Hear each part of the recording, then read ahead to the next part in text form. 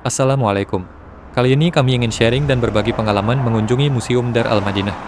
Lokasinya kurang lebih 10 kilometer ke arah timur dari Masjid Nabawi, dengan waktu tempuh sekitar 20 menit. Kalau kalian punya waktu luang saat umroh, kalian coba aja koordinasi ke panitia travel umroh kalian. Biasanya sih mereka bisa atur transportasi keluar kota kalau requestnya dari awal itinerary. Atau kalau nggak mau ngerepotin travelnya, kami saranin pakai aplikasi Uber aja. Gampang juga kok pakainya. Untuk jam kunjungannya sendiri, museum ini buka dari jam 9 pagi sampai jam 7 malam. Tapi perlu diperhatikan juga ya, museum ini tutup khusus pada hari Jumat. Untuk harga tiket masuk museum ini, per Januari 2026, untuk orang dewasa masih di harga 25 rial dan 15 rial untuk anak-anak dari usia 6 tahun sampai batas 15 tahun. Suasananya cukup adem, dan ada beberapa kucing-kucing yang disteril memang berkeliaran di sekitar museum ini. Di sebelah situ ada stand dagangan yang menjual sajadah, souvenir kecil-kecilan, dan parfum. Sebenarnya, stand dagangan sebelah sini setahu kami ada juga yang menjual makanan. Tapi nggak tahu kenapa ya, kok ini tutup. Oke, kalau kalian sudah beli tiket, kalian bisa langsung masuk ke dalamnya. Oh iya, kalau kalian lapar, kalian bisa nyobain spot di sini. Kalian bisa nikmatin kurma dan minuman yang ada di sini secara gratis. Ada teh dan juga kopi. Semuanya gratis. Jadi, Museum Dar Al-Madinah ini memang dirancang untuk mengabadikan sejarah dan warisan budaya kota. Ada ribuan koleksi visual dan model interaktif. Kalian bisa menemukan foto-foto dan artefak yang menunjukkan perkembangan Islam dari masa ke masa. Selain itu, kalian juga bisa menemukan visual miniatur dan replika yang memuat kisah-kisah yang tercantum dalam beberapa hadis sahih. Sayangnya, tour guide di sini belum ada yang berbahasa Indonesia. Yang umum tersedia hanya bahasa Arab, Inggris, dan Urdu. Area ini cukup luas, dan kayaknya tidak cukup waktu untuk membahas semua yang ditampilkan secara keseluruhan. Jadi, di antara semua koleksi yang ada di sini, kami cenderung tertarik untuk membahas miniatur replika bagian ini. Di sinilah Rasulullah Shallallahu Alaihi Wasallam wafat, di rumah Aisyah radhiyallahu anha. Rumah yang sangat sederhana, dengan ukuran sekitar 4-5 meter dan memiliki 2 pintu. Pintu depan menuju ke arah Masjid Nabawi, dan pintu belakang menuju ke arah jalan umum pusat kota. Sebagaimana diriwayatkan dalam Sahih Bukhari dan Muslim, bahwa Rasulullah Shallallahu Alaihi Wasallam wafat dalam keadaan kepalanya berada di pangkuan Aisyah radhiyallahu anha. Kemudian ia menangis. Ia berteriak, "Nabi sudah tiada, Nabi sudah tiada." Saat itu, beberapa sahabat yang berada di Masjid Nabawi mendengar teriakan dan tangis Aisyah radhiyallahu anha, akhirnya langsung ikut menangis. Ada satu sahabat yang saat itu sangat syok, yaitu Umar bin Khattab radhiyallahu anhu. Dia benar-benar sangat syok dan belum menerima dengan ikhlas kepergian Rasulullah Shallallahu Alaihi Wasallam. Di waktu bersamaan, Abu Bakar radhiyallahu anhu baru saja tiba di kota Madinah dan merasa ada yang tidak beres melihat penduduk kota yang menangis. Kemudian penduduk kota memberitahunya bahwa Rasulullah Shallallahu Alaihi Wasallam sudah tiada. Seketika ia segera bergegas menuju ke rumah Aisyah radhiyallahu anha. Dia menyingkap wajah Nabi dan mencium kening Nabi. Dia berkata semacam, "Wahai Rasulullah, engkau tetap baik dalam hidup dan dalam wafatmu." Kemudian Abu Bakar radhiyallahu anhu keluar rumah menuju Masjid Nabawi. Dia menyaksikan Umar radhiyallahu anhu masih terlihat syok dan berbicara keras kepada para sahabat lainnya dan kepada kaum muslimin. Melihat kericuhan itu, Abu Bakar radhiyallahu anhu menghampirinya dan berkata, "Sabarlah Umar, sabarlah Umar." Kemudian, Abu Bakar radhiyallahu anhu berdiri di mimbar Nabi dan meminta semuanya untuk berkumpul. Lalu dia berkata, "Barang siapa menyembah Muhammad, maka Muhammad sudah meninggal. Tetapi barang siapa menyembah Allah, maka Allah selalu hidup dan tak akan pernah mati." Lalu Umar radhiyallahu anhu pun menjatuhkan pedangnya, dan kedua kakinya terlihat sangat lemas.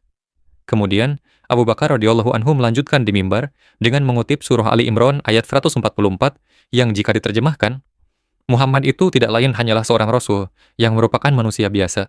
Telah wafat juga sebelumnya beberapa rasul. Apakah jika Muhammad wafat atau terbunuh, kamu akan keluar dari Islam? Saat itulah Umar radhiyallahu anhu baru bisa menerima bahwa Rasulullah Shallallahu Alaihi Wasallam benar-benar tiada. Bahkan saking terbawa syoknya, dia sampai berkata, "Seakan-akan aku baru pernah mendengar ayat ini." Maka setelah itu, para sahabat memandikan jenazahnya dengan sangat terhormat, bahkan tanpa membuka auratnya. Di antara para sahabat yang memandikan, ialah Ali bin Abi Thalib radhiyallahu anhu, Al-Abbas radhiyallahu anhu, dan kedua anaknya, serta Usamah bin Zaid radhiyallahu anhu. Kemudian, semua sahabat membalut kain kafan kepada beliau dan melaksanakan sholat jenazah satu persatu tanpa imam. Rasulullah Shallallahu Alaihi Wasallam dimakamkan di tempat beliau wafat, yaitu rumah Aisyah radhiyallahu anha. Setelah kejadian tersebut, Aisyah radhiyallahu anha tidak pindah dari rumah itu. dia menghabiskan sisa waktunya tinggal di rumah tersebut. Bahkan, sampai ayahnya Abu Bakar radhiyallahu anhu dimakamkan di samping kuburan Nabi, dia pun tetap tinggal di situ. Namun, setelah kematian Umar radhiyallahu anhu, dia membuat sebuah sekat. Tahu nggak kenapa Aisyah radhiyallahu anha membuat sekat? Karena Umar radhiyallahu anhu bukan kerabatnya, sehingga bukan mahramnya.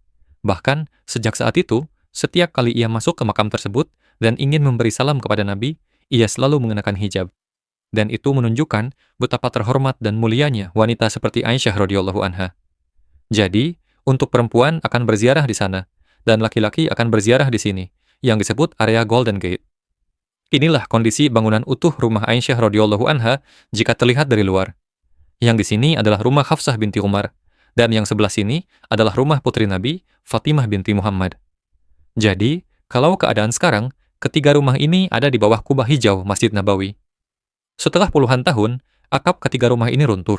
Maka, Umar bin Abdul Aziz membangun kembali rumah Aisyah. Dia menggabungkan dua ruangan tersebut menjadi satu ruangan. Kemudian, ia memindahkan rumah Hafsah binti Umar dan Fatimah binti Muhammad dan membuat tembok besar di sekitar rumah Aisyah. Dia sengaja membuat tembok segi 5, karena jika dibangun segi 4 seperti Ka'bah, ia khawatir orang akan melakukan tawaf dan berpotensi terjadi penyimpangan. Tembok ini tidak punya jendela dan tidak punya pintu. Jadi, kalau ada foto yang beredar di internet ada pintu di sini, maka itu jelas palsu. Semua makam di sana benar-benar disegel. Tidak ada yang bisa masuk ke sana. Bahkan bila dirawat dan dibersihkan. Murni, benar-benar dijaga dari kesyirikan. Kemudian, sekitar abad ke-12, Al-Zahir Baibars membuat tembok lain di sekitarnya untuk melindungi tembok segi 5. 10 tahun kemudian, Mamluk Kalaun As-Solihi meninggikan tembok luar, agar setara tingginya dengan tembok segi 5 dan menambahkan kubah di atas tembok segi 5, serta menutupnya dengan tirai hijau. Jadi, jika saat itu jamaah melakukan ziarah kubur, banyak yang mengira kalau kain hijau ini adalah makam Nabi, padahal itu hanya tembok untuk melindungi makam Nabi yang ada di dalamnya.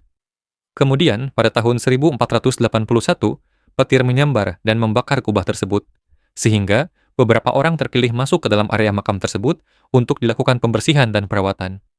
Orang-orang itulah yang terakhir melihat area makam secara langsung, yang kemudian membuat gambaran sebagai referensi bagaimana visual miniatur replika ini bisa dibuat. Tidak ada yang pernah masuk ke area makam lagi sejak tahun 1481.